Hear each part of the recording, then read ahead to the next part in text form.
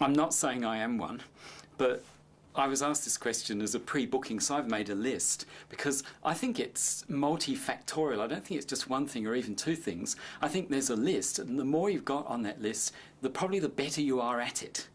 So when Pete asked me this question a few days ago, I started thinking these are in order of what I thought. The first one was someone who can actually speak clearly so you can understand what they're saying.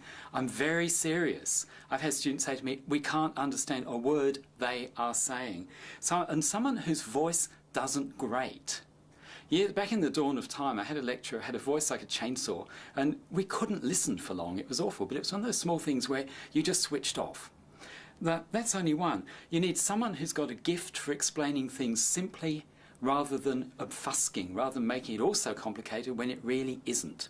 That's another very, very important one. And that's any good teacher, not just face-to-face. That's even writing a study guide. Someone who's actually taken the time to prepare for a class. I've had students tell me that some of my colleagues don't seem to have prepared at all. They just wander in, ramble on, and wander out. That's fair enough, I suppose, and if that's what the students think they're doing. Someone who is confident and knows their topic and actually takes an interest in the class understanding it too.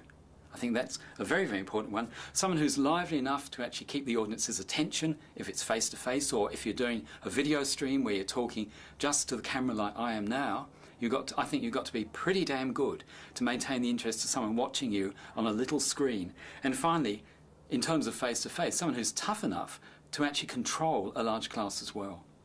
Because I think that's very important. If you go in and you're a weeble and the class just sits and chats while you talk, you haven't got a hope in hell and you're disadvantaging people too. So when I start off, I go in and I have literally ground rules. I almost threaten them.